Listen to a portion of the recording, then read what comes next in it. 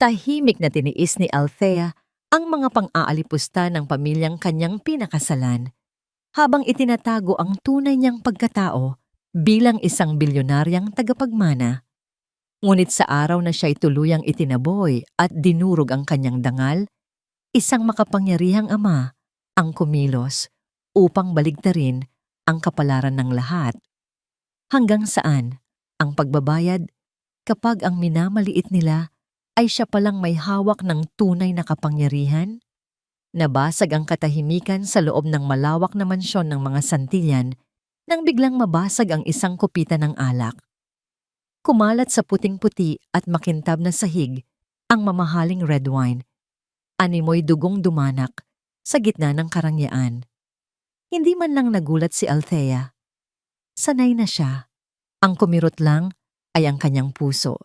Isang kirot na pamilyar na sa kanya sa loob ng 1 taon nilang pagsasama ni Rafael. Mula sa itaas ng engrandeng hagdanan, isang malamig na boses ang bumasag sa kanyang pagkatulala. Ano pang tinitingin-tingin mo dyan? Hindi mo ba nakikitang nadumihan ng sahig? Si Doña Isabela Santillan. Ang biyena niyang kailanman ay hindi siya tinuring na parte ng pamilya. Nakataas ang isang kilay nito.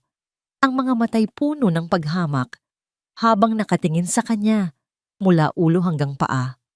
Dali-daling kumuha ng basahan si Thea mula sa kusina at nagsimulang lumuhod para punasan ang natapong alak.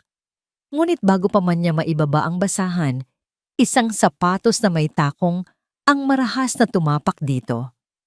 "Huwag mong gamitin yan," utos ni Doña Isabela. Ang boses ay singtalim ng patalim. "Kamay mo ang gamitin mo. Tutal, yan lang naman ang puhunan ng mga mahihirap na tulad mo. Ang lakas ng katawan." Napalunok si Thea. Naramdaman niya ang panginginig ng kanyang mga kamay.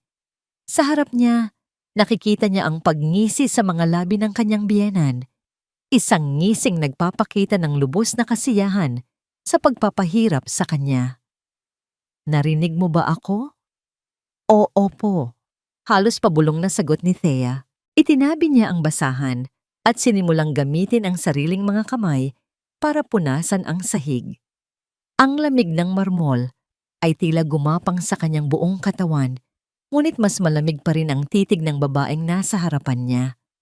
"Tandaan mo ito, Althea," sabi ni Doña Isabela, habang pinapanood ang bawat galaw niya. "Kahit kailan, hinding-hindi ka magiging isang Santillan. Basura ka lang na pinulot ng anak ko sa kung saang lupalop, at ang basura, sa sahig lang ang lugar." Tumalikod na ito at naglakad paakyat ng hagdanan. Iniwan si Thea na nakaluhod, habang ang mga luhang kanina pa niya pinipigilan ay nagsimula ng pumatak at humalos sa alak na kanyang pinupunasan. Habang nakayuko, ang isip niya ay biglang lumipad pabalik sa nakaraan. 1 taon na ang nakalipas, ngunit parang kahapon lang. Naalala niya ang isang hapon sa isang simpleng parke sa Maynila. Magkahawak kamay sila ni Rafael habang pinapanood ang paglubog ng araw. Walang mansyon, walang karangyaan. Tanging silang dalawa lang at ang simple nilang pagmamahalan. Iyon ang akala niya. "Thea," sabi ni Rafael noon, habang hinahawi ang buhok na tumatabing sa kanyang muka. "Pangako, mamahalin kita habang buhay. Kahit anong mangyari, poprotektahan kita." Naniwala siya. Ang mga salitang iyon ang naging kalasag niya. Iyon ang dahilan kung bakit pumayag siyang itago ang kanyang tunay na pagkatao. Na siya, si Althea Gomez, ay ang nag-iisang anak at tagapagmana ng bilyonaryong si Don Miguel Gomez. Nais niyang patunayan na ang pag-ibig niya ay totoo. Hindi dahil sa pera. Nais niyang maranasan ang isang simpleng buhay sa piling ng lalaking mahal niya. Pero ang pangakong yon ay tila bula na naglaho sa hangin. Isang matinis na boses ang pumutol sa kanyang pagbabalik tanaw. "Hoy babae, tapos ka na bang magdrama dyan?" Si Sofia ang nakababatang kapatid ni Rafael.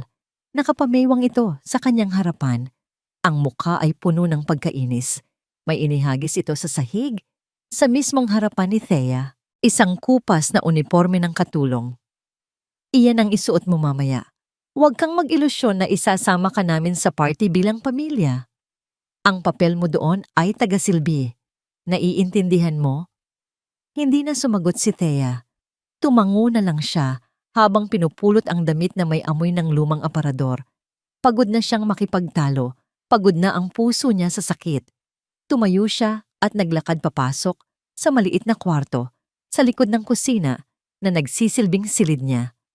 Hindi siya pinayagang matulog sa master's bedroom kasama si Rafael. Dahil ayon kay Doña Isabela, hindi siya karapat-dapat. Nang gabing iyon, habang yakap-yakap ang mga tuhod sa gilid ng kama, bumukas ng marahan ang pinto. Pumasok si Rafael. Maingat na isinara ang pinto na parang isang magnanakaw sa sarili niyang pamamahay. Umupo ito sa tabi niya at hinawakan ang kanyang kamay. Ang mga kamay ni Rafael ay mainit, pero ang hawak nito ay tila laging nagmamadali, laging may takot. Thea, pasensya ka na kay Mama at Sofia, pabulong niyang sabi. Hindi umimik si Thea. Ano pa bang sasabihin niya na hindi pa niya nasasabi dati? Mahal, pagpapatuloy ni Rafael, hinigpitan ang hawak sa kamay niya. Konting tiis na lang. Ipinapangako ko. Malalagpasan din natin to. Mahal, aalis tayo dito. Magsasama tayo ng tayong dalawa lang. Tumingin si Thea sa mga mata ng kanyang asawa. Nakita niya ang pagmamahal, pero nakita rin niya ang takot. At sa laban ng dalawang iyon, laging nananalo ang takot. Ngumiti na lang siya ng pilit. Hinalikan siya ni Rafael sa noo, isang halik na panakaw, at mabilis na tumayo. Kailangan ko nang bumalik. Baka hanapin ako ni Mama. At tulad ng dati, naiwan na naman siyang mag-isa. Kinabukasan, habang nag-aayos siya ng hapagkainan, bumaba si Doña Isabela, bihis na bihis, at nakasuot ng mga alahas na kumikinang. Huminto ito sa kanyang harapan. May isang nangiting hindi maipinta sa kanyang mukha. Isang nangiting nagpadama kay Thea ng matinding kaba. Mamayang gabi na. Ang anniversary party ng Santillan Corporation. Anunsyo nito. At kailangan mong sumama. Nagulat si Thea. Ngunit bago pa siya makapag-asa, idinugtong ng kanyang biyenan ang mga salitang nagpatindig sa kanyang mga balahibo. Maghanda ka, sabi ni Doña Isabela, ang mga matay nangungusap ng kasamaan. May espesyal akong papel para sa'yo. Pagkaalis sa silid ni Thea, gumaan ng bahagya ang pakiramdam ni Rafael, ngunit agad din itong napalitan ng pamilyar na bigat sa kanyang dibdib. Ang bawat hakbang palayo sa kanya ay isang hakbang pabalik sa mundong kinasusuklaman niya, isang mundong pinaghaharian ng kanyang ina. Habang paakyat siya sa engrandeng hagdanan, narinig niya ang mga boses mula sa study room ni Doña Isabela. Ang pinto nito ay bahagyang nakaawang, boses ng kanyang ina at kapatid. Talaga bang sa party mo gagawin yon, Mama? Sa harap ng lahat? Boses yon ni Sofia. May halong pananabik at kaunting pag-aalala. Kailan pa ba ang mas tamang panahon? Sagot ni Doña Isabela, ang boses ay kalmado, ngunit may bahid ng kalupitan. Kailangang makita ng buong alta sosyedad kung anong uri ng babae ang ipinasok ng kapatid mo sa pamilyang ito. Isang kahihiyan, isang magnanakaw. Napatigil si Rafael. Ang dugo sa kanyang mga ugat ay tila nagyelo. Anong plano? Anong ibig sabihin ng kanyang ina? Hindi pa siya nakakabawi sa pagkabigla nang marinig niyang nag-iba ang tono ng kanyang ina. Tila may kausap ito sa telepono. Yes, Mr. Chua, I understand. But I'm asking for a little more time. Just a few more weeks. Narinig niyang sabi ni Doña Isabela. Ang boses na dati puno ng kapangyarihan ay biglang naging maamo, halos nagmamakaawa. The Santillan name is still reputable. No, please don't do that. Hello? Hello? Isang malutong na mura ang kasunod at pagkatapos ay ang malakas na kalabog ng teleponong ibinagsak sa lalagyan nito. Naintindihan ni Rafael ang lahat. Ang mga balibalitang pilit niyang isinasantabi, ang mga pahiwatig sa mga usapan ng kanilang mga kasosyo. Totoo nga. Ang Santillan Corporation Ang imperyong ipinagmamalaki ng kanyang ina ay malapit nang bumagsak. Ito pala ang dahilan, ang desperasyon sa likod ng kalupitan. Hindi na niya napigilan ang sarili. Tinulak niya ang pinto at pumasok sa study. Mama, gulat na napalingon si Doña Isabela at Sofia. Ang bakas ng pagkabalisa sa mukha ng kanyang ina ay mabilis na napalitan ng galit.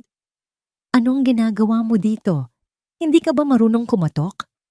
Narinig ko ang lahat, sabi ni Rafael. Sinubukang tibayan ng kanyang boses. Ang usapan niyo ni Sofia, ang tawag sa telepono. Mama, anong plano ninyong gawin kay Thea? Tumayo si Doña Isabela at dahan-dahang lumapit sa kanya. Ang bawat hakbang ay tila isang babala. Wala kang narinig, Rafael. At kung meron man, mananatili kang tahimik, mariin niyang sabi. Pero bakit? Bakit kailangang si Thea ang pagbuntunan ninyo ng galit? Wala siyang kasalanan. Isang malakas na sampal ang dumapo sa pisngi ni Rafael. Hindi malakas, ngunit sapat na para maramdaman niya ang kahihiyan. Wala siyang kasalanan? Halos pasigaw na, sabi ni Doña Isabela. Dahil sa kanya, nasira ang lahat. Kung pinakasalan mo lang sana si Clarice de Villa, matagal na sanang ligtas ang kumpanya. Pero ipinagpalit mo ang kinabukasan ng pamilyang ito para sa isang pulubing walang alam, kundi magluhod at magmakaawa. Mahal ko si Thea, giit ni Rafael. Pag-ibig? Humalakhak ang kanyang ina, isang tawang walang kagalakan. Ang pag-ibig ba na yan ang magbabayad sa mga utang natin? Ang pag-ibig ba na yan ang magpapakain sa'yo kapag wala na tayong lahat? Gusto mo bang mamulot ng basura kasama ng asawa mo sa kalsada? Natameme si Rafael. Tumama sa pinakasensitibong parte ng kanyang pagkatao, ang mga salita ng ina. Ang takot na mawala ang lahat ng kanyang kinalakihan kung meron ka pang natitirang katiting na utang na loob sa pamilyang ito. Dugtong ni Doña Isabela. Susunod ka sa plano ko. Mananahimik ka dahil ito na ang huling paraan para mailigtas ang pangalan natin. Natalo, yumuko na lang si Rafael at walang imik na lumabas ng silid. Kinabukasan, ang bigat ng mga lihim na yon ay tila isang malaking bato sa kanyang dibdib. Nakita niya si Thea na tahimik na naglilinis sa sala, walang kamalay-malay sa bagyong paparating. Gusto niya itong yakapin, ilayo, itakas. Pero paano? Saan sila pupunta? Anong ipapakain niya dito? Biglang pumasok si Sofia sa sala. May dalang isang malaking paper bag mula sa isang sikat na designer. Look, kuya, masayang sabi nito. Bagay ba sa akin ang isusuot ko para sa party mamaya? Inilabas nito ang isang kumikinang na evening gown. Napakaganda at tiyak na napakamahal. Napatingin si Rafael sa damit. Pagkatapos ay kay Thea na nakasuot ng simpleng duster. Naramdaman niya ang matinding pagkasuklam sa kanyang kapatid, sa kanyang ina, at higit sa lahat, sa kanyang sarili. Hindi siya sumagot. Tumalikod na lang siya at nagkulong sa kanyang kwarto. Hindi siya nakatulog ng gabing iyon. Bumangon siya at dahan-dahang naglakad pabalik sa silid ni Thea. Sumilip siya sa pinto at nakita niya itong mahimbing na natutulog. Payapa ang mukha nito, tila walang problema sa mundo. Sa ilalim ng sinag ng buwan na tumatagos sa bintana, mas lalong lumitaw ang simple nitong kagandahan. Patawarin mo ako, Thea, sabi niya sa kanyang isip. Patawarin mo ako sa kahinaan ko. Kinabukasan, ang araw ng party, tila mas mabigat ang hangin sa loob ng mansyon. Naghahanda na ang lahat. Si Rafael ay nakatayo sa paanan ng hagdanan, suot ang kanyang mamahaling suit, pero pakiramdam niya ay isa siyang kriminal na naghihintay ng kanyang hatol. Bumaba si Doña Isabela, mukhang isang reyna sa kanyang eleganteng kasuotan. May dala itong isang patag na kahon na binalot ng simpleng pambalot.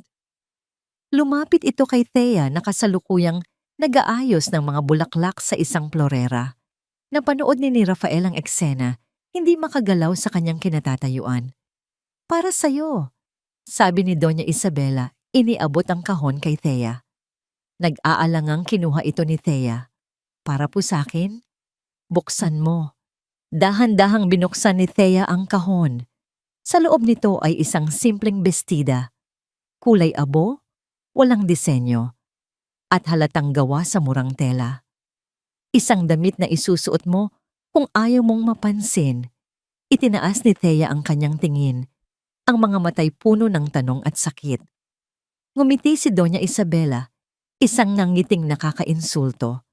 Isuot mo yan, sabi nito sa boses na dinig ni Rafael, para naman magmukha kang disente kahit minsan. Napayukom ang mga kamao ni Rafael sa kanyang tagiliran. Gusto niyang sumigaw, magwala, ipagtanggol ang kanyang asawa, pero wala siyang ginawa. Muli? Wala siyang ginawa kundi ang tumalikod at maglakad papalayo. Iniwan si Thea na hawak-hawak ang simbolo ng kanyang muling kahihiyan. Hawak-hawak ni Thea ang kulay abong bestida sa harap ng isang maliit at bahagyang may kalumaang salamin sa kanyang silid. Ito ang damit na isusuot niya sa isa sa pinakamalaking pagtitipon ng alta sosyedad. Isang panunuya. Isang malinaw na mensahe mula sa kanyang biyenan. Sa isang iglap, gusto niyang itapon ito, sunugin, at magkulong na lang sa kwarto. Ngunit nang maalala niya ang mga mata ni Rafael, ang mga matang puno ng pagmamahal at pangako, kahit pa nababalot na ngayon ng takot, ay humugot siya ng lakas. Para kay Raf. Para sa amin. Ito ang mga salitang paulit-ulit niyang sinasabi sa sarili. Isinuot niya ang damit. Simple lang ito. Walang anumang palamuti. Ngunit sa kanyang payat na pangangatawan at natural na tindig, nagkaroon ito ng kakaibang anyo. Inilugay niya ang kanyang mahabang itim na buhok at naglagay ng manipis na kolorete sa labi. Humarap siyang muli sa salamin. Ang nakita niya ay hindi isang hamak na utusan. Nakita niya si Althea, isang babaeng nagmamahal at handang magtiis. Isang babaeng kumakapit pa rin sa pag-asa na balang araw, matatanggap din siya. Huminga siya ng malalim, pinatatag ang kanyang loob para sa gabing naghihintay sa kanya. Paglabas niya, naghihintay na ang pamilya Santillan sa may pintuan. Nakasuot sila ng mga damit na libo-libo ang halaga, mga alahas na kumikinang. Siya, sa gitna nilang lahat, ay tila isang kulisap na naligaw sa isang hardin ng mga paru-paro. "Let's go! We're late!" Walang emosyong sabi ni Doña Isabela. Hindi man lang siya tinitingnan. Ang biyahe papunta sa hotel ay puno ng nakabibinging katahimikan. Si Rafael, nakatabi niya sa maluwag na sasakyan, ay hindi siya magawang hawakan o sulyapan man lang. Nakatingin lang ito sa labas ng bintana. Tila binibilang ang bawat poste ng ilaw na kanilang nadaraanan. "Siguraduhin mong alam mo ang lugar mo mamaya, Althea." Biglang basag ni Doña Isabela sa katahimikan. Ang boses nito'y malamig, tumatagos sa kanyang kaluluwa. "Huwag kang lalapit sa mga bisita. Huwag kang makikipag-usap. Ikaw ang pinakamalaking kahihiyan na dadalhin ng pamilyang ito ngayong gabi. Kaya siguraduhin mong hindi ka gagawa ng eksena." Parang isang painting na may malaking dumi sa gitna. Segunda naman ni Sofia, sabay tawa ng mahina. Hindi umimik si Thea. Iginilid niya ang kanyang tingin sa labas ng bintana. Pinipigilan ang mga luhang nagbabadyang tumulo. Mahigpit ang hawak niya sa kanyang maliit at lumang purse, ang tanging gamit na dala niya. Ilang sandali bago sila bumaba sa tapat ng hotel, biglang may kinuha si Doña Isabela sa kanyang mamahaling clutch. "Oh, I almost forgot," sabi nito, at may inabot kay Thea na isang maliit na pakete ng tissue. "Dalhin mo ito. Baka kailanganin mong magpunas ng kung anong kalat mamaya."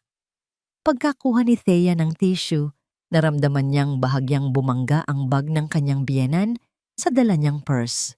May naramdaman siyang bahagyang paggalaw sa loob nito, isang halos hindi mapansing bigat na nadagdag. Ngunit sa pagmamadali at kaba, isinantabi niya ito.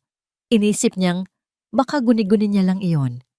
Hindi niya alam na sa simpleng pagdikit na yon ng dalawang bag, ang unang hakbang sa malupit na plano ng kanyang biyenan ay naisakatuparan na. Sa loob ng kanyang abang purse, lihim nang inilagay ni Doña Isabela ang isang kumikinang na kwintas na diamante, ang heirloom ng pamilya Santillan, ang ebidensyang sisira sa kanya. Pagbaba nila ng sasakyan, bumungad sa kanila ang isang 5-star hotel na naliligo sa liwanag. Ang mga taong pumapasok ay mga bigating pangalan sa mundo ng negosyo at politika. Habang naglalakad sila sa malawak na lobby, naramdaman ni Thea ang tingin ng lahat. Hindi dahil sa paghanga, kundi dahil sa pagtataka. Sino ang babaeng ito na nakasuot ng simpleng damit kasama ng mga mararangyang Santillan?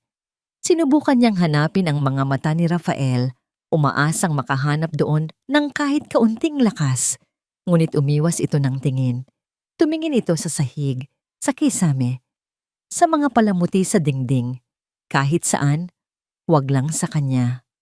At doon, sa gitna ng karangyaan, naramdaman ni Thea ang tunay na kahulugan ng pag-iisa. Nakarating sila sa harap ng isang malaking pintuan na gawa sa kahoy. Rinig mula sa loob ang ugong ng mga tawanan at usapan. Huminto sila. Inayos ni Doña Isabela ang kanyang sarili, tila isang reynang naghahanda para humarap sa kanyang mga nasasakupan. Bumaling ito ng bahagya kay Thea, may isang malamig na ngiti sa labi. Ready for your grand entrance? Sa hudyat nito, dahan-dahang bumukas ang malaking pinto. Bumungad sa kanila ang isang ballroom na puno ng daan-daang tao. Ang masayang ugong ay biglang humina. Lahat ng mga mata ay napunta sa kanila. Kay Doña Isabela, kay Rafael, kay Sofia. At sa kanya, huminga ng malalim si Thea. Ang puso niya'y kumakarera sa kanyang dibdib. Hindi niya alam na sa paghakbang niya papasok sa silid na yon, para na rin siyang humakbang papasok sa isang impyernong maingat na inihanda para sa kanya. Ang bawat segundo sa loob ng ballroom ay tila isang oras para kay Thea. Pinilit niyang maging isang anino, sumunod sa likuran ng pamilya Santillan habang binabati nila ang kanilang mga bisita. Ang mga bulungan ay parang mga bubuyog na umiikot sa kanyang tainga. Sino yan? Bago nilang katulong? Nakakaawa naman. Mukhang naligaw. Tingnan mo ang suot. Hindi na babagay dito. Bawat salita ay isang karayom na tumutusok sa kanyang puso. Hinanap niya muli si Rafael, ngunit abala ito sa pakikipag-usap sa mga kasosyo sa negosyo. Tumatawa sa mga birong hindi naman nakakatawa at umiiwas pa rin sa kanyang direksyon. Pakiramdam niya ay isa siyang multo na nakikita lang ng mga taong gustong humusga sa kanya. Makalipas ang halos isang oras, umakyat si Doña Isabela sa entablado para magbigay ng kanyang talumpati. Nagpasalamat siya sa lahat ng dumalo, ipinagmalaki ang mga tagumpay ng Santillan Corporation, at nagbigay ng isang matamis ngunit huwad na nangiti sa lahat. Pagkatapos ng talumpati, nagsimula na ang kainan at sayawan. Inutusan si Thea ni Sofia na kumuha niya ng inumin para sa kanya. Habang naglalakad si Thea pabalik mula sa bar, dala ang isang baso ng champagne, bigla siyang hinarang ni Sofia. Ano ba yan? Bakit ang tagal mo? Sigaw nito, sapat na para makuha ang atensyon ng mga taong malapit sa kanila. Pasensya na, medyo marami kasing tao sa... Hindi na natapos ni Thea ang kanyang sasabihin. Biglang namilog ang mga mata ni Sofia at napahawak ito sa kanyang pulsuhan. Ang bracelet ko! Sigaw nito. Ang boses ay puno ng pag-aalala. Nawawala ang diamanteng pulseras ko. Agad na nagkagulo ang mga tao sa paligid nila. Lumapit si Doña Isabela, ang muka ay nagpapakita ng kunwaring pag-aalala. Anong nangyari, anak? Mama, ang bracelet ko. Regalo mo sa akin nung debut ko. Nawawala. Humagulgol si Sofia. Ang mga mata ni Doña Isabela ay agad na napunta kay Thea. Isang tingin na puno ng akusasyon. Ikaw, sabi nito. Itinuturo si Thea. Ikaw ang huling lumapit sa anak ko. Ikaw lang ang kasama niya dito. Hindi po. Wala po akong kinukuha. Depensa ni Thea. Nanginginig ang buong katawan. Sinungaling! Sigaw ni Sofia. Nakita ko. Nakita kong may kinuha ka sa mesa kanina habang nakatalikod ako. Ang mga bulungan ay naging mga sigawan. Ang mga tingin ng pagtataka ay naging mga tingin ng pagkamuhi. Tingnan ang bag niya! Sigaw ng isang bisita. Oo, buksan ang dala niyang purse. Lumapit si Doña Isabela kay Thea. Kung wala kang itinatago, ibigay mo sa akin ang bag mo. Utos nito. Pero wala po talaga. Pagmamakaawa ni Thea. Isang security guard ng hotel ang marahas na humablot sa purse na mahigpit niyang hawak. Itinaob nito ang lahat ng laman sa isang maliit na mesa. Isang lumang pitaka, isang suklay, at ang pakete ng tissue na ibinigay ni Doña Isabela. At kasama ng mga ito, isang kumikinang na pulseras na diamante. Natahimik ang lahat, at pagkatapos, isang malakas na hiyawan ng pagkagulat. Magnanakaw, sigaw ni Sofia, itinuturo ang pulseras. Yan nga, yan ang bracelet ko. Hindi sa akin yan. Hindi ko alam kung paano yan napunta dyan. Naiiyak na sabi ni Thea. Tumingin siya kay Rafael, nagmamakaawa. Raf, maniwala ka sa akin. Hindi ko yan kinuha. Si Rafael ay nakatayo sa di kalayuan, ang mukhay putlang-putla, tila isang estatwang hindi makagalaw. Nakita ni Thea ang sakit sa mga mata nito, ngunit wala itong ginawa. Yumuko lang ito, hindi makatingin sa kanya. At sa sandaling iyon, gumuho ang mundo ni Thea. Hindi pa ako nakasisiguro, sabi ni Doña Isabela sa malakas na boses para marinig ng lahat. Baka may iba pa siyang itinago. Mga gwardiya, kapkapan ninyo siya. Ano po? Gulat na tanong ng hepe ng seguridad. Pero ma'am, bingi ka ba? Sabi ko, kapkapan ninyo siya. Hubarin ninyo ang suot niyang yan para makita ng lahat kung anong klaseng ahas ang pinatuloy namin sa aming pamamahay. Dalawang malalaking gwardiya ang lumapit at humawak sa magkabilang braso ni Thea. Nagpumiglas siya, umiiyak, sumisigaw.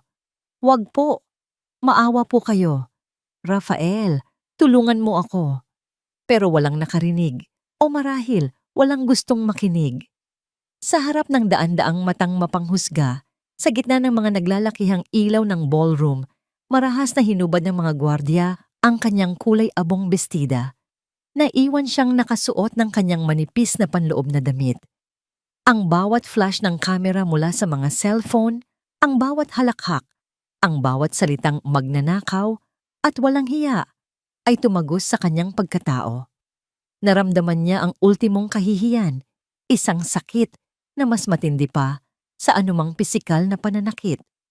At sa buong panahong iyon, si Rafael Santillan, ang lalaking nangakong poprotektahan siya, ay nanatiling nakatayo roon, nakayuko, isang duwag. Itapon niyo na yan palabas, utos ni Doña Isabela sa mga gwardiya, tila isang basurang ipinatatapon. Kinaladkad siya ng mga gwardiya palabas ng hotel sa kabila ng kanyang pag-iyak at pagmamakaawa.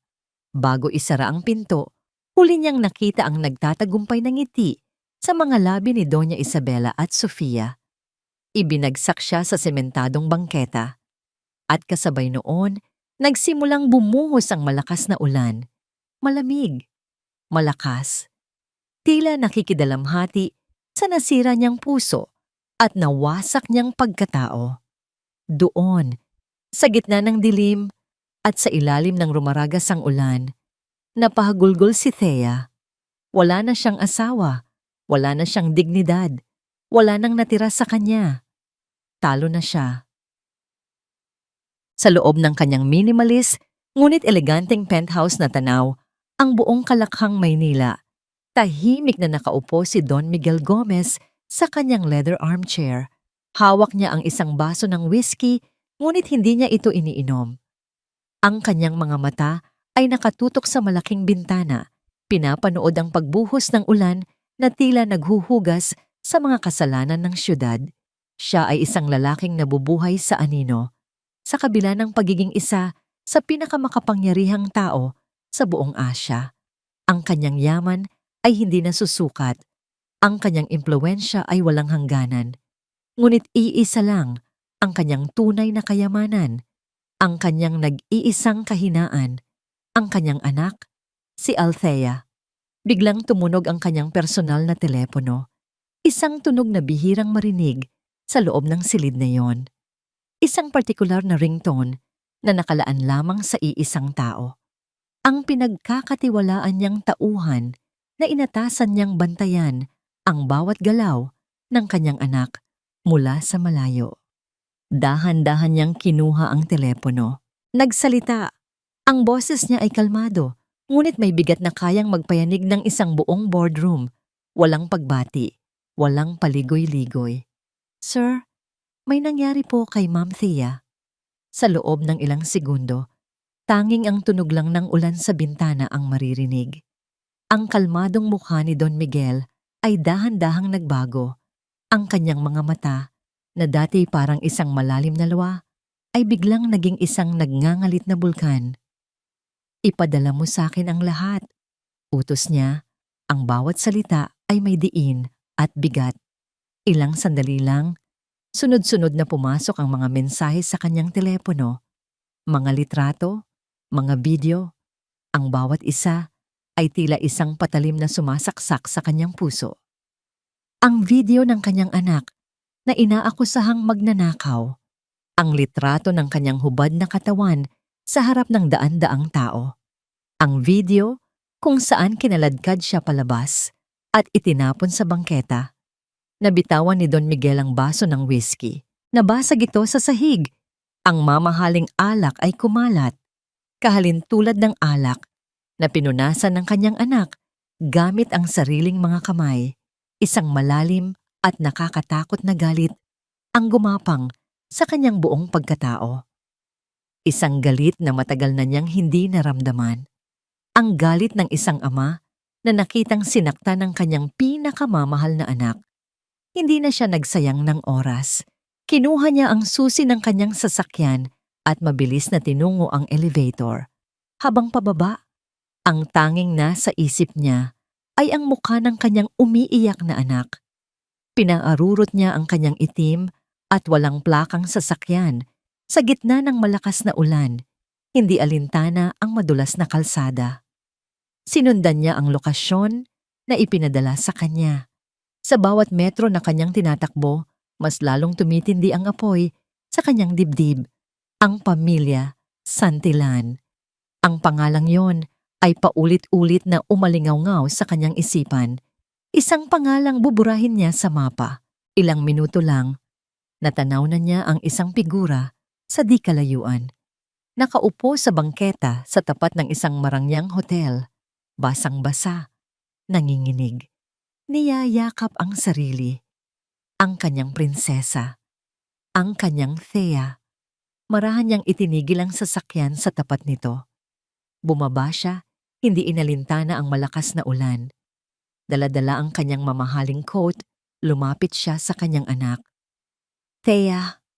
Dahan-dahang itinaas ni Althea ang kanyang ulo. Ang mga mata niya'y puno ng gulat, pagkalito, at sakit. "Papa?" Walang nagsalita si Don Miguel. Umupo siya sa tabi nito sa basang bangketa. Hinubad niya ang kanyang coat at maingat na ibinalot sa nanginginig na katawan ng kanyang anak. Isang yakap na puno ng pag-aalaga, proteksyon, at isang pangakong hindi na kailangang bigkasin. Sa loob ng yakap ng kanyang ama, doon na tuluyang bumigay si Thea.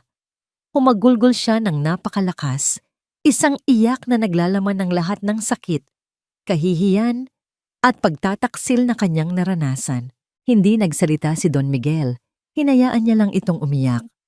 Habang yakap-yakap ang kanyang anak, ang kanyang mga mata ay nakatingin sa marangyang hotel sa kanilang harapan.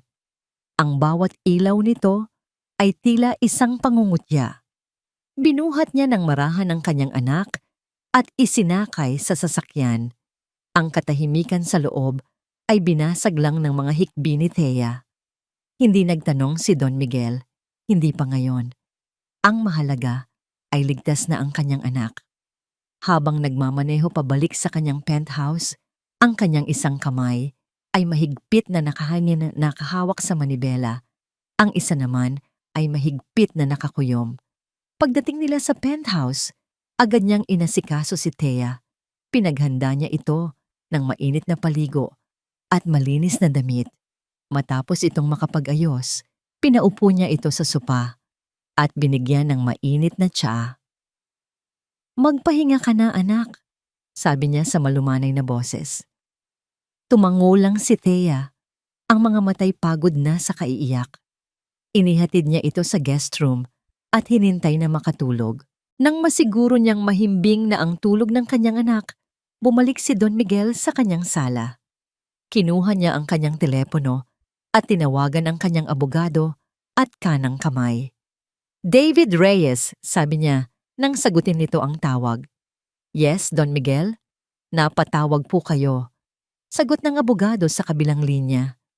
Tumingin si Don Miguel sa bintana, sa syudad na nasa ilalim ng kanyang mga paa. Ang ulan ay tumila na. Isang nakakatakot na katahimikan ang pumalit. "David," sabi niya. Ang boses ay kasing lamig ng yelo. "Simulan mo na." "Ang alin po, sir?" "Ang Santillan Corporation. Ang pamilya Santillan. Bilhin mo lahat. Ang utang, ang stocks, ang mga ari-arian, ang kaluluwa nila." Nagkaroon ng sandaling katahimikan sa kabilang linya. "Lahat po, sir?" Pag-uulit ni David. "Lahat!" Mariing sagot ni Don Miguel. Walang ititira. Ang pag-alis ni Thea ay tila isang malaking batong natanggal sa dibdib ng pamilya Santillan.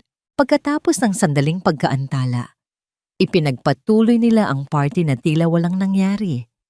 Ang mga bisita, matapos ang sandaling pagkabigla, ay bumalik sa pagkukunwari, nakipag-usap, tumawa, at uminom.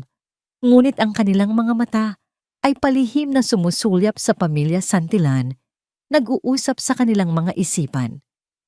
Para kay Doña Isabela, ito ay isang ganap na tagumpay. Nakaupo siya sa kanyang mesa, taas noo, hawak ang isang kopita ng champagne. Ang bawat pagbati mula sa mga bisita ay tila isang palakpak sa kanyang matagumpay na palabas. "You handled that so well, Isabela," sabi ng isang matandang donya, isang malapit niyang kaibigan. Nakakatakot talaga ang mga desperadong tao ngayon, pumasok sa pamilya para lang magnakaw. "Ganyan talaga ang buhay, Amalia," sagot ni Doña Isabela, may isang mapagkumbabang ngiti. "Bilang isang ina, kailangan kong protektahan ang aking mga anak mula sa mga ahas." Sa kabilang banda, si Sofia ay aliw na aliw sa kanyang bagong katanyagan. Bida siya. Siya ang biktima. Paulit-ulit niyang ikinukwento sa sino mang gustong makinig kung paano niya nahuli sa akto ang kanyang hipag. "It was so traumatic. Nakita ko talaga siyang papalapit sa bag ko. My instincts told me something was wrong," sabi niya. Puno ng drama, habang ang kanyang mga kaibigan ay nakikinig ng may paghanga. Tanging si Rafael lang ang hindi makisalo sa pagdiriwang. Nakaupo siya sa isang sulok, hawak ang isang baso ng alak na hindi niya iniinom. Ang imahe ni Thea, ang kanyang mga matang nagmamakaawa, ang kanyang katawang nanginginig sa kahihiyan, ay paulit-ulit na bumabalik sa kanyang isipan. "Kuya, ano ka ba? Cheer up," sabi ni Sofia, lumapit sa kanya. "Wala na ang bruha. Dapat nga magsaya tayo." Iniwan natin siya sa labas, sa gitna ng ulan. Halos pabulong na, sabi ni Rafael. "She deserved it," mabilis na sagot ni Sofia. "Halika na. Let's dance." Hinila siya ni Sofia, ngunit hindi siya nagpatinag. Wala siyang lakas, wala siyang gana. Ang tanging nararamdaman niya ay isang malaking butas sa kanyang dibdib.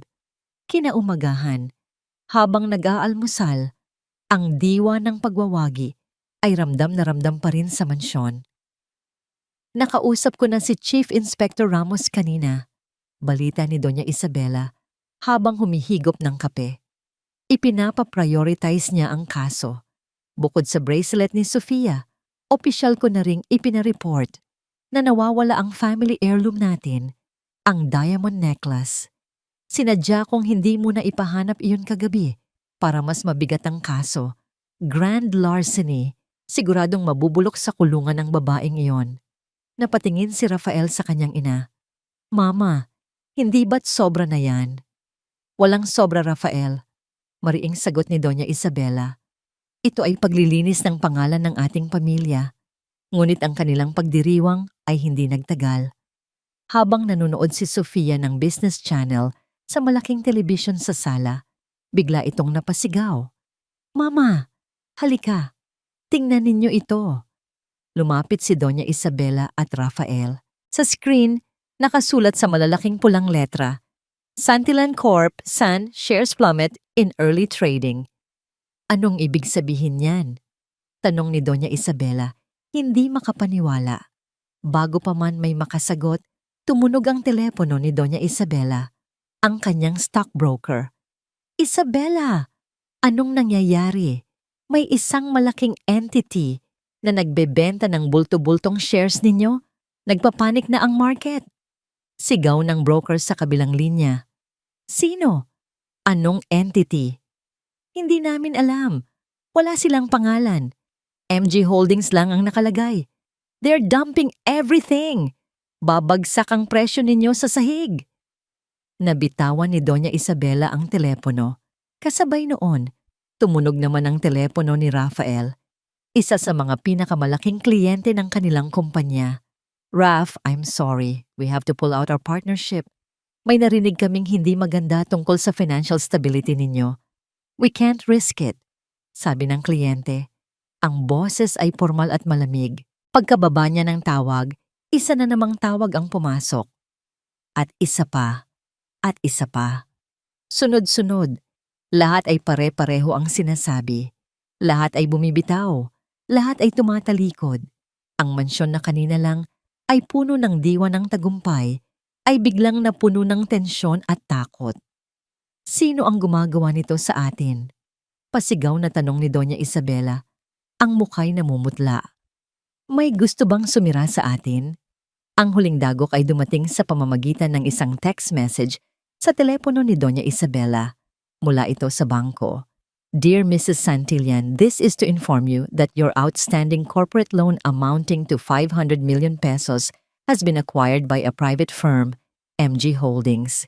As per the terms of their acquisition, they are demanding immediate and full payment within 24 hours. Failure to comply will result in asset seizure. 500 million. Agad-agad. Napaupo si Doña Isabela sa pinakamalapit na silya. Hirap huminga. Ang kanyang pagiging reyna ay biglang naglaho.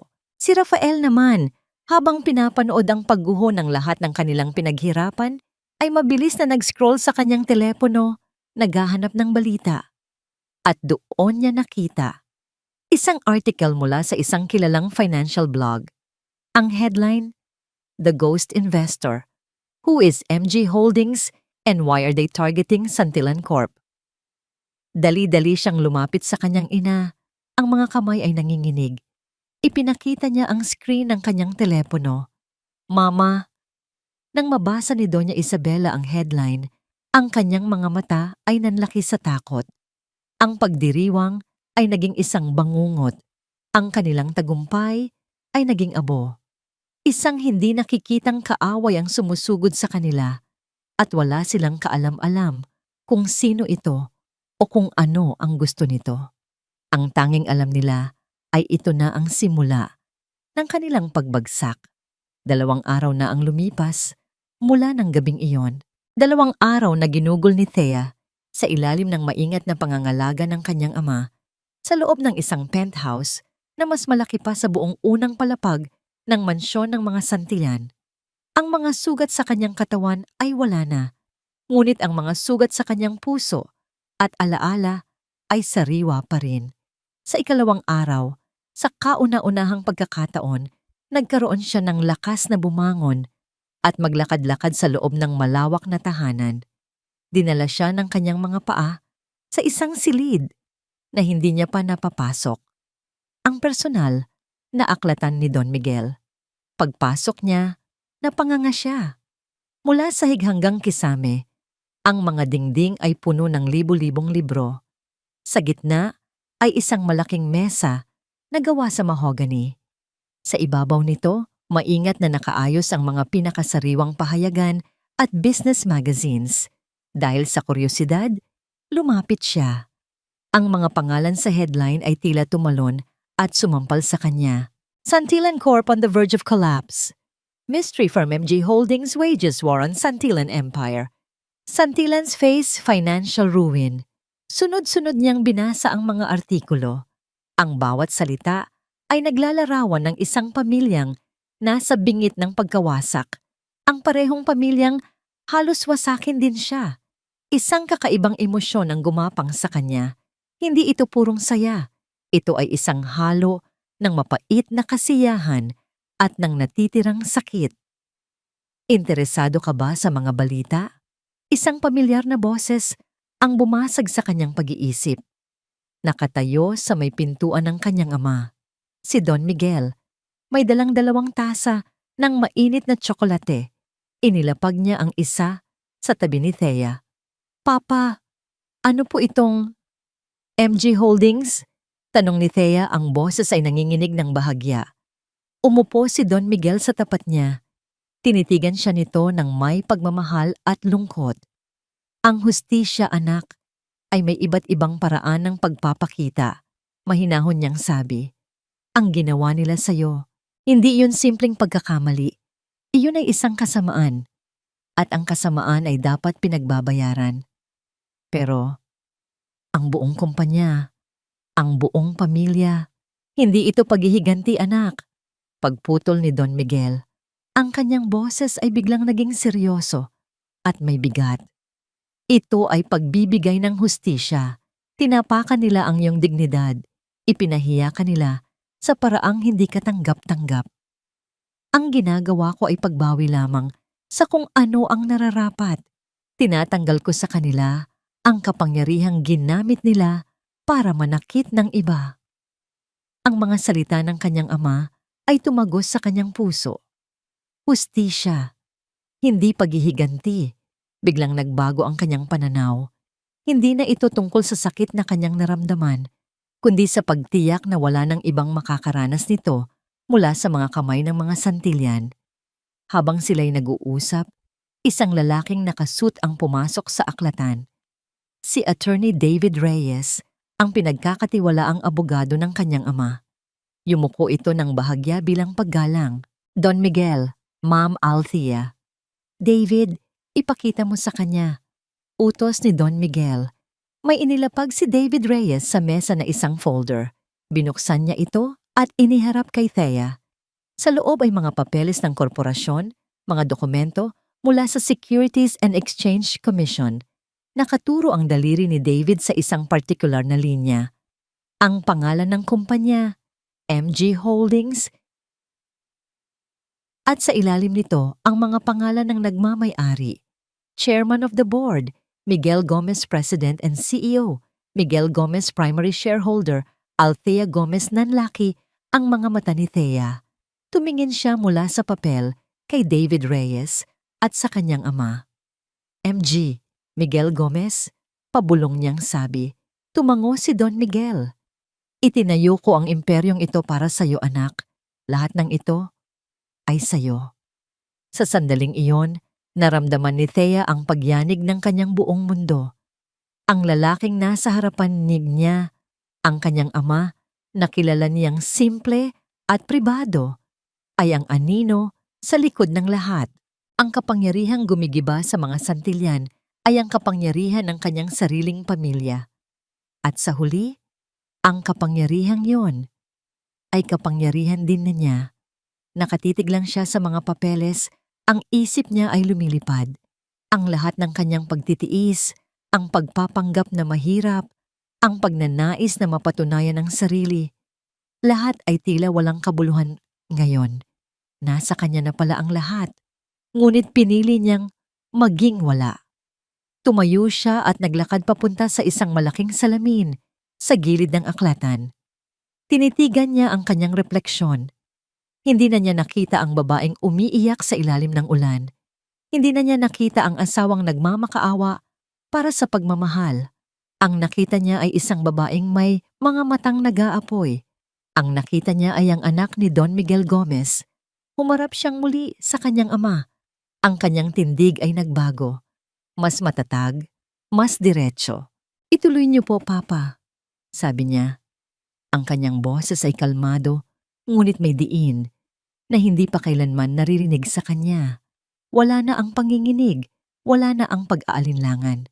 Napangiti si Don Miguel, isang ngiting puno ng pagmamalaki. Pero ngayon, dugtong ni Thea, habang ang isang malamig na determinasyon ay gumuhit sa kanyang mukha.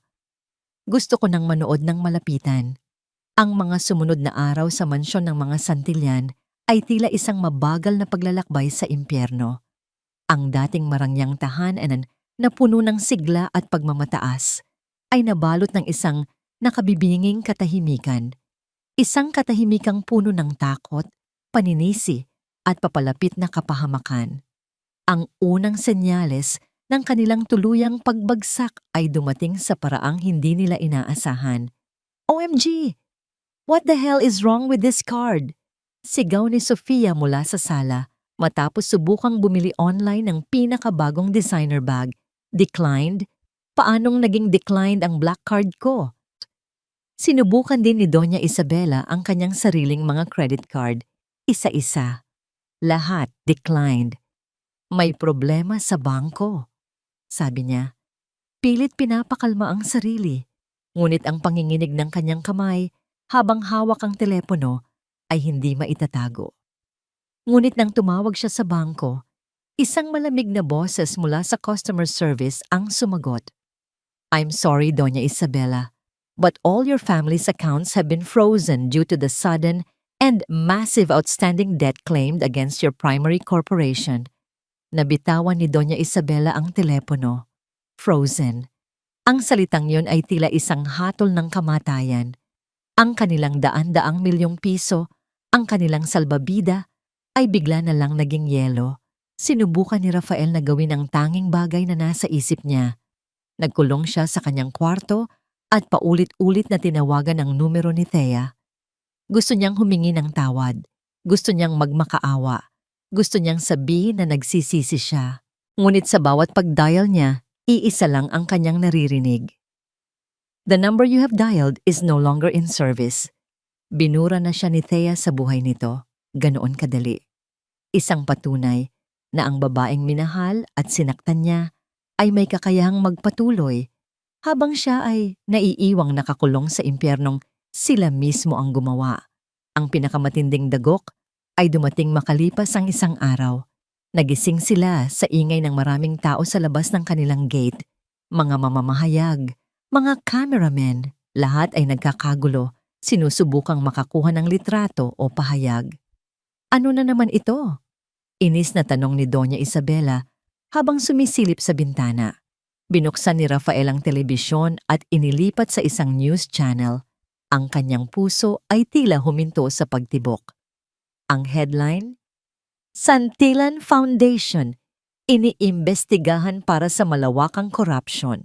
Isang anonymous source daw ang nagbigay ng mga dokumento sa media na nagpapatunay na milyon-milyong piso mula sa charity foundation na pinamumunuan ni Doña Isabela, ang pundasyon na nagbigay sa kanya ng reputasyon bilang isang pilantropo, ay napunta sa kanilang mga personal na bank account. Isang krimeng perpektong isinagawa at perpektong ibinunyag. Iyon na ang huling pako sa kanilang kabaong. Ang kanilang pera ay nawala. Ang kanilang mga kasosyo ay nawala. At ngayon, ang kanilang pangalan at dangal ay dinurog at ginawang putik para pagpiestahan ng buong bansa. Hindi na napigilan ni Rafael ang sarili. Ang lahat ng galit, pagsisisi at takot na kinimkim niya sa loob ng ilang araw ay biglang sumabog. Hinarap niya ang kanyang ina na tulala habang pinapanood ang balita. Masaya na po ba kayo, Mama? Nagsimula siya. Ang boses ay nanginginig sa galit. Tumingin si Doña Isabela sa kanya, ang mga matay nanlilisik. "Huwag mo akong sisimulan, Rafael." "Hindi. Ngayon ninyo ako pakinggan," sigaw ni Rafael, sa kauna-unahang pagkakataon sa buong buhay niya. Ang takot niya sa kanyang ina ay biglang napalitan ng pagkasuklam. Ginawa ninyo ang lahat ng ito para sa pangalan ng pamilya, para sa yaman. Nasaan na ngayon ang mga yan? Nasaan na? Itinuro niya ang gate na pinagkakaguluhan ng media. "Tingnan ninyo. Iyan ang napala natin sa pagmamataas ninyo. Iyan ang resulta ng pagpapahirap ninyo sa isang inosenteng tao. Huwag mong isisisi sa akin ang lahat. Kasalanan mo ito. Kung hindi ka nagpakasal sa pulubing iyon, ang pangalan niya ay Thea." Putol ni Rafael. Ang mga luha ay nagsimula nang mamuo sa kanyang mga mata. At mas mayaman pa ang kaluluwa niya kaysa sa ating lahat dito. Minahal niya ako ng totoo. At anong ginawa ko? Anong ginawa natin? Tinapakan natin siya. Ipinahiya. At ngayon, ito na ang karma natin. Humakbang siya palapit. Ang bawat salita ay puno ng sakit at pagsisisi. "Sinira ninyo ang lahat. Sinira ninyo ang buhay ko." Natigilan si Doña Isabela. Hindi siya makapagsalita. Maging si Sofia ay napaurong sa takot. Hindi pa niya kailanman nakitang magalit ng ganoon ang kanyang kapatid. Sa gitna ng kanilang mainit na pagtatalo, isang puting van mula sa korte ang huminto sa tapat ng kanilang gate. Isang lalaking nakauniporme ang bumaba. Hindi pinansin ang mga reporter at naglakad papunta sa kanilang dambuhalang tarangkahan. May idinikit itong isang malaking papel. Natahimik silang lahat sa loob. Maging ang mga reporter sa labas ay napahinto at itinutok ang kanilang mga kamera sa papel na yon. Lumabas si Rafael sa pinto. Dahan-dahang naglakad palapit sa gate para basahin ang nakasulat. Sa malalaki at itim na letra, nakasaad ang mga salitang wawasak sa kanilang kaharian. Notice of foreclosure ang mansyon, ang simbolo ng kapangyarihan ng mga Santillan. Ang kahuli-hulihang bagay na mayroon sila. Paalisin na rin sila. Ang taunang Pearl and Charity Ball, ang pinakamalaki at pinakaprestihiyosong pagtitipon ng mga pinakamayayaman at pinakamaimpluwensyang tao sa Pilipinas. Ngunit ngayong taon, ang hangin ay puno ng tensyon. Ang usap-usapan ay iisa lang. Ang biglaang pagbagsak ng isa sa mga pinakamatatag na pamilya sa kanilang lipunan, ang mga Santillan. At sa gitna ng bulungan, dumating sila. Hindi na sila dumaan sa red carpet. Pumasok sila sa ballroom na tila mga multo. Ang kanilang dating kumpiyansa ay napalitan ng desperasyon. Si Doña Isabela na dati reyna ng bawat pagtitipon ay nakayuko na ngayon. Si Sofia ay walang imik at si Rafael ay tila isang lalaking pasan ang buong mundo. Naroon sila para sa isang huling, desperadong pagtatangka.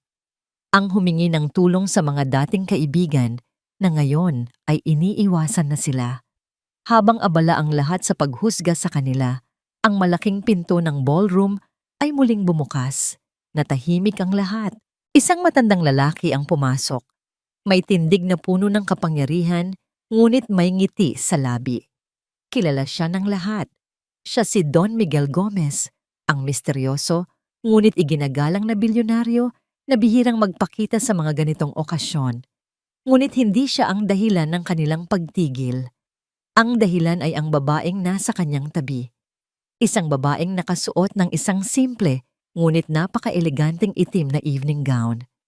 Ang kanyang buhok ay nakaayos sa isang paraan na nagpapatingkad sa kanyang mahabang leeg.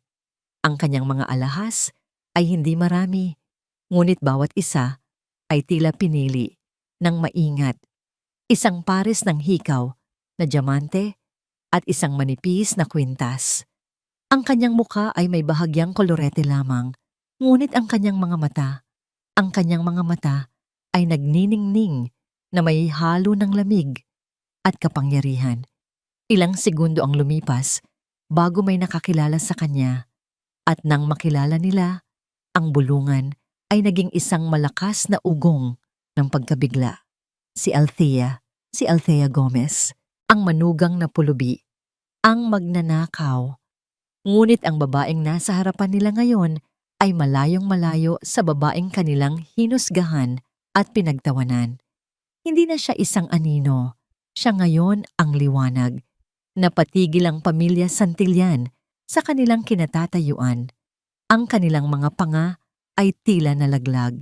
Hindi nila maintindihan ang kanilang nakikita. Naglakad sina Don Miguel at Thea sa gitna ng ballroom. Hindi pinapansin ang mga nakatitig na mata. Dumiretso sila sa presidential table kung saan sila magiliw na sinalubong ng mga host ng event. Don Miguel, it's an honor to have you, sabi ng host, sabay halik sa kamay ni Thea. And to you, Miss Gomez, you look stunning tonight. The pleasure is all ours, sagot ni Thea. Ang kanyang boses ay kalmado at puno ng kumpiyansa. Mula sa kanilang mesa, pinanood ng mga Santillan ang bawat galaw ni Thea. Pinanood nila kung paano siya nakipag-usap sa mga senador, sa mga CEO ng pinakamalalaking korporasyon, sa mga matatandang donya na dati humuhusga sa kanya. Lahat ay binabati siya ng may paggalang, lahat ay nabighani sa kanya. Hindi na natiis ni Rafael, kailangan niyang malaman. Dahan-dahan siyang naglakad papalapit sa mesa kung saan naroon si Thea. Ngunit bago pa man siya makalapit, dalawang lalaking nakasuot ng itim na suit, mga personal na bodyguard ni Don Miguel, ang humarang sa kanya. "Excuse me, sir. May I help you?" Tanong ng isa. Ang boses ay magalang ngunit matatag.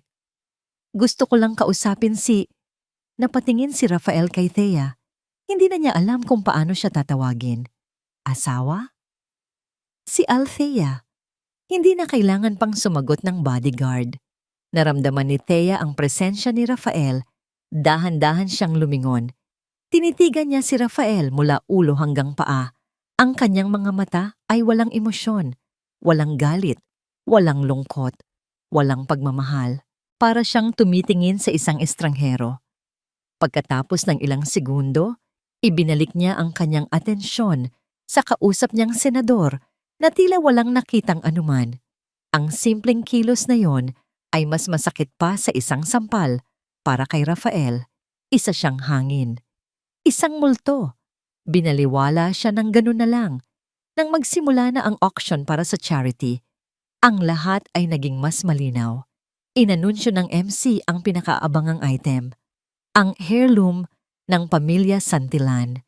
Ang diamond necklace na napilitan silang isanla at ngayon ay isinusubasta para sa isang mabuting dahilan. Nagsimula ang tawaran. 10 milyon, 12 milyon, 15 milyon. Habang naglalaban ang mga mayayaman, si Thea ay nanatiling tahimik. Pinapanood lang ang lahat. Nang tila wala nang tatawad, dahan-dahan niyang itinaas ang kanyang numero. 25 million pesos. Ang boses niya ay hindi malakas, ngunit umalingaw-ngaw ito sa buong ballroom. Natahimik ang lahat. Walang nangahas na tumapat. Sold to the lovely Miss Althea Gomez for 25 million pesos. Masayang inanunsyo ng MC. Umakyat si Thea sa entablado sa gitna ng masigabong palakpakan. Kinuha niya ang mikropono. "Gusto ko pong magpasalamat sa pagkakataong ito." Nagsimula siya. Ang perang ito ay para sa isang bagong foundation na itatayo ng Gomez Holdings. Isang foundation na tutulong sa mga babaeng inabuso, minaliit, at tinapakan ang pagkatao. Habang nagsasalita siya, ang kanyang mga mata ay nakatuon sa isang direksyon lamang. Sa pamilya Santillan. Pagkatapos, kinuha niya ang kahon na naglalaman ng kwintas. Binuksan niya ito. Inilabas niya ang kumikinang na alahas, ang parehong alahas na ginamit para akusahan siyang magnanakaw. Itinaas niya ito para makita ng lahat. Tinitigan niya ng diretso si Doña Isabela, na ngayon ay nanginginig na. sa kinauupuan. At pagkatapos, sa harap ng lahat, isang maliit, malamig, at matagumpay na ngiti ang sumilay sa mga labi ni Thea. Ang reyna ay nagbalik at ang laro ay nagsisimula pa lamang. Ang araw na yon ay kulay abo, kasimkulay ng bestidang isinuot ni Thea sa gabing winasak siya. Ito ang araw ng paghuhukom para sa mga santilyan. Mula sa bintana ng ikalawang palapag, pinanood ni Doña Isabela ang mga kargador na walang awang inilalabas ang mga gamit na inipon niya sa loob ng 40 taon. Ang kanyang mga antigong kasangkapan, ang kanyang mga painting, ang bawat piraso ng kanyang marangyang buhay ay isa-isang inilalabas sa mansyon, inilalantad sa mga matang mapanghusga ng kanilang mga dating kapitbahay sa Forbes Park. Ang bawat paghakbang ng mga kargador ay tila isang pagyurak sa kanyang puso. Nasa tabi niya si Sofia, umiiyak ng walang tunog.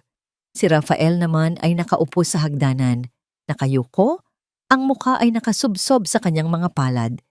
Isang pamilyang nawalan ng korona, isang pamilyang naghihintay na lamang na tuluyang mapalaya sa kanilang sariling kaharian. Ito na ba ang katapusan natin, Mama?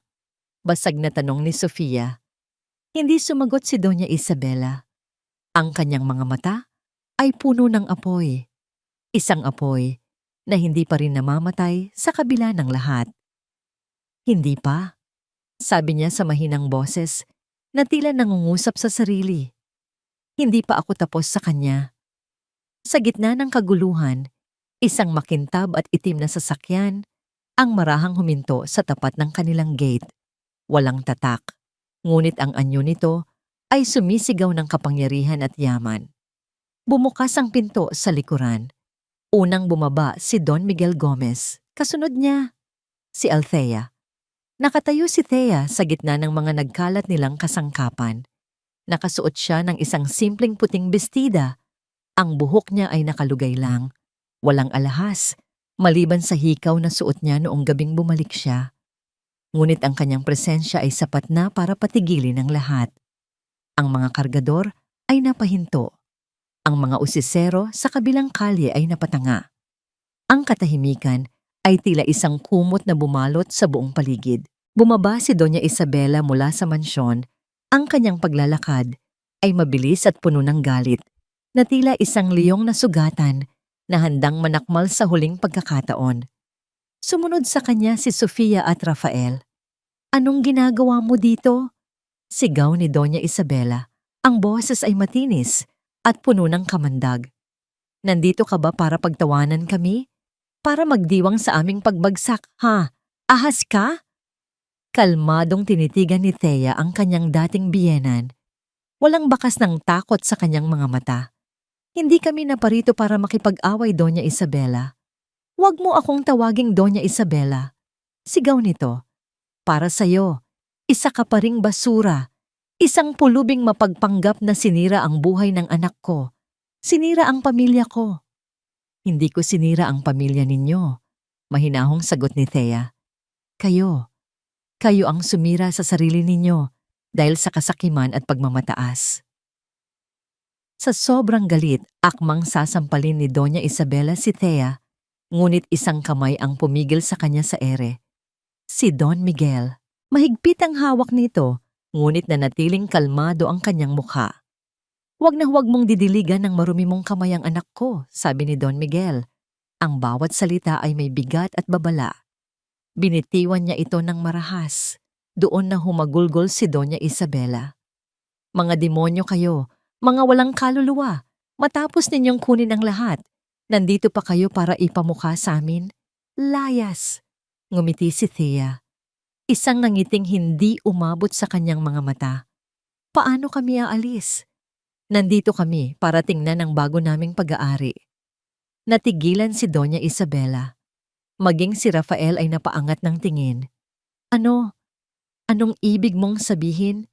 Lumapit si Attorney David Reyes na kanina pa tahimik na nakatayo sa likuran at iniabot ang isang folder kay Rafael. Nanginginig na binuksan ito ni Rafael. Sa loob ay ang titulo ng lupa at bahay. At sa ilalim ng pangalan ng bagong may-ari, malinaw na nakasulat, Althea Gomez, ang kumpanyang bumili ng lahat ng utang namin. Ang MG Holdings. Kayo? Nauutal na tanong ni Rafael, nakatingin kay Don Miguel, ngunit si Thea ang sumagot. At ang kwintas na ginamit ninyo para ipahamak ako, sabi niya, habang inilalabas ni David Reyes ang isang tablet. Akala ninyo, perpekto ang plano ninyo? Pinindot ni David ang play. Sa screen, isang malinaw na kuha mula sa CCTV camera ng hotel ang ipinakita. Ang eksena bago sila pumasok sa ballroom. Nakatalikod si Thea at kitang-kita ang mabilis ngunit malinaw na paggalaw ng kamay ni Doña Isabela, ang pagbukas nito sa purse ni Thea at ang paghulog ng isang kumikinang na bagay sa loob nito. Namilog ang mga mata ni Sofia, napaurong siya na tila nakakita ng multo. Si Doña Isabela ay natulala. Walang salitang lumabas sa kanyang bibig. Huling-huli sa akto. Si Rafael naman, matapos mapanood ang katotohanan, ay dahan-dahang napaluhod sa lupa. Ang muka ay puno ng kahihiyahiyan at pagsisisi. Totoo pala. Ang ina niyang sinamba at kinatakutan ay mas masahol pa sa inaakala niya. Lahat ng ito, sabi ni Thea, ang boses ay matatag na ngayon, ay dahil sa isang kasinungalingan. Isang kasinungalingang binuo ninyo para lang mapanatili ang isang pangalang nabubulok na pala sa loob. Tumingin si Don Miguel sa mansyon, sa mga kagamitang nagkalat at sa pamilyang ngayong nasa lupa na. Ang bahay na ito, sabi niya, ang boses ay umalingaw-ngaw sa katahimikan, ay regalo ko para sa aking anak. Sa sandaling iyon, kasabay ng pagbagsak ng huling pag-asa ng mga santilan, isang tunog ang pumailan lang sa hangin. Ang tunog ng sirena ng pulis. Isang police car ang huminto sa tapat ng gate. Bumaba ang 2 unipormadong pulis. Ang lahat, pati ang mga reporter sa labas, ay inakalang si Thea ang kanilang sadya dahil sa kasong isinampa ni Doña Isabela. Naglakad ang hepe ng pulisya papasok ng gate. Nilampasan niya si Thea. Nilampasan niya si Rafael. Huminto siya sa harap ni Doña Isabela at Sofia. Doña Isabela Santillan, Sofia Santillan? Tanong ng pulis. Inaaresto po namin kayo.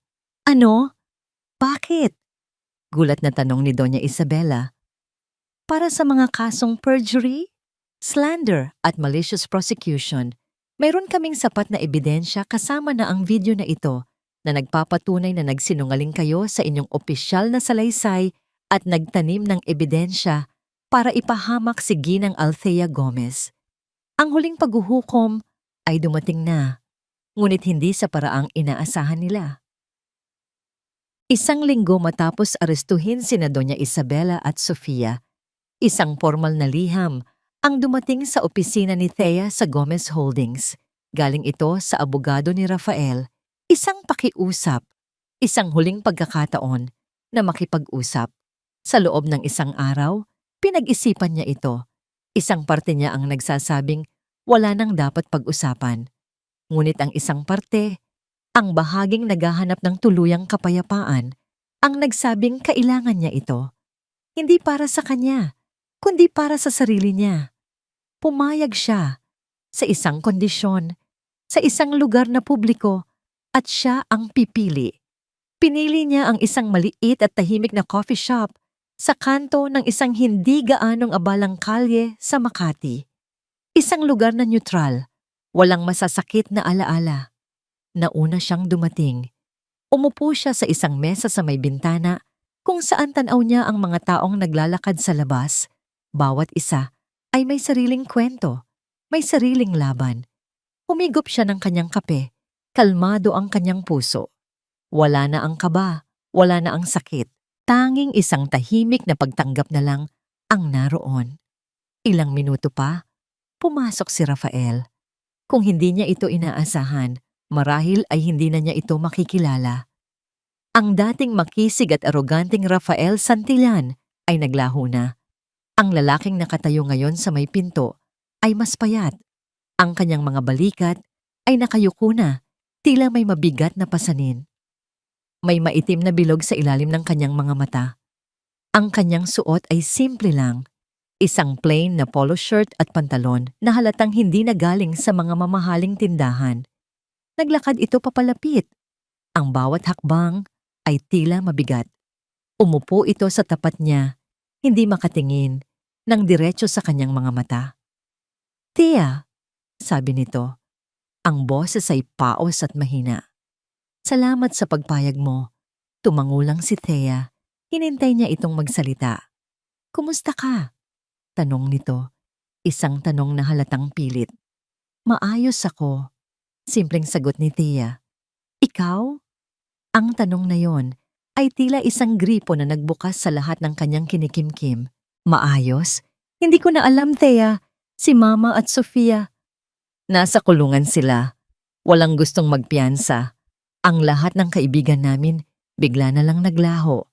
Ang mansyon, ipinagbili na ng kumpanya ninyo. Ako?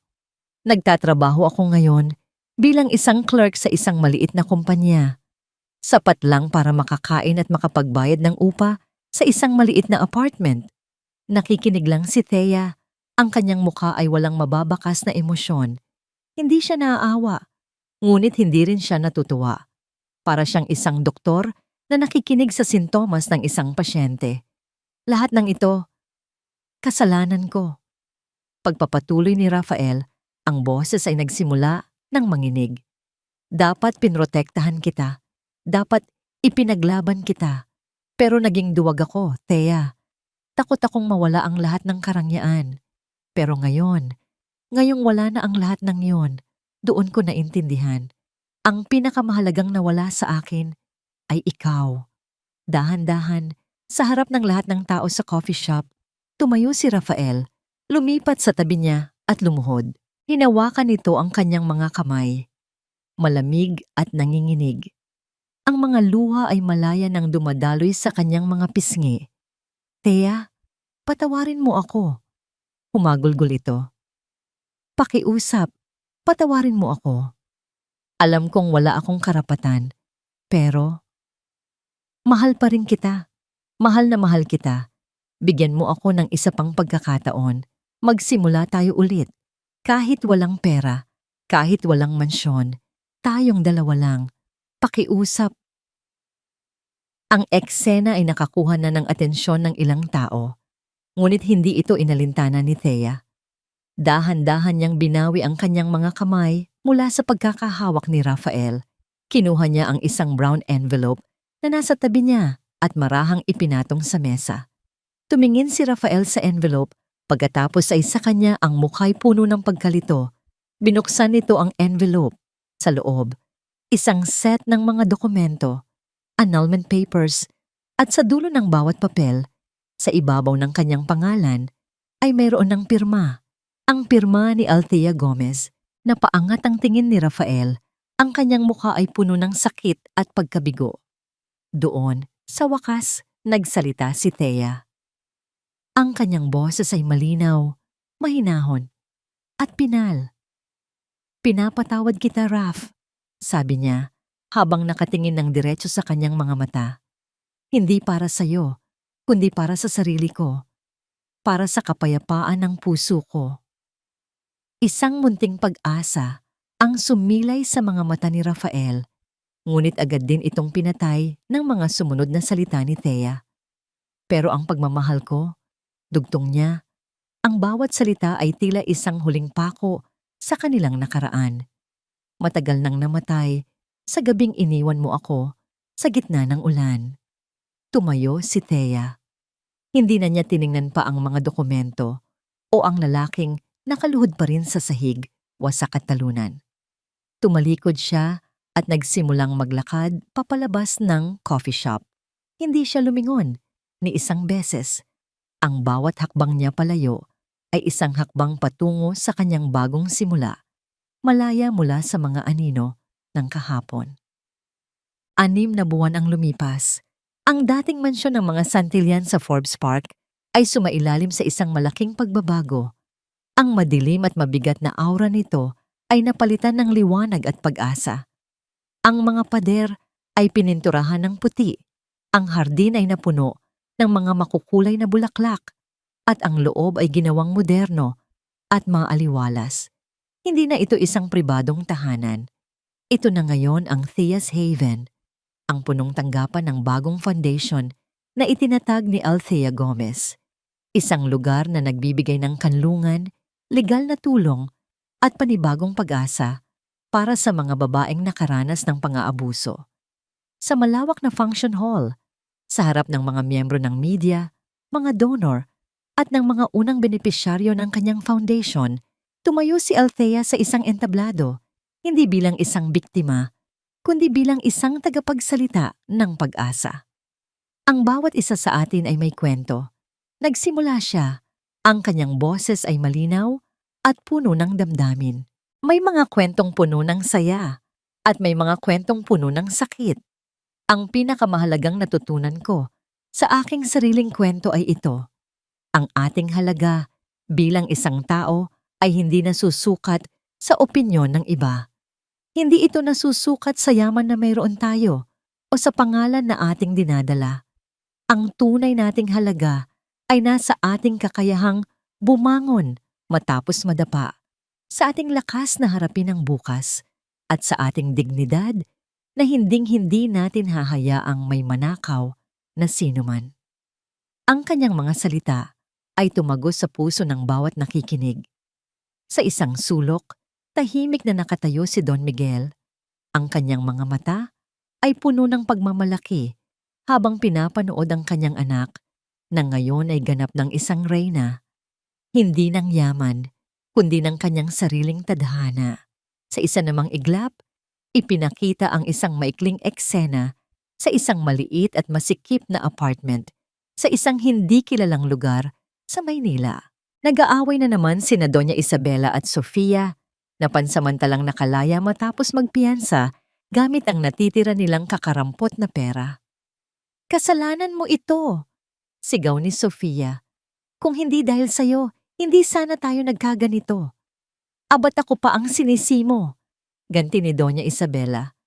"Pareho lang tayong nagkamali.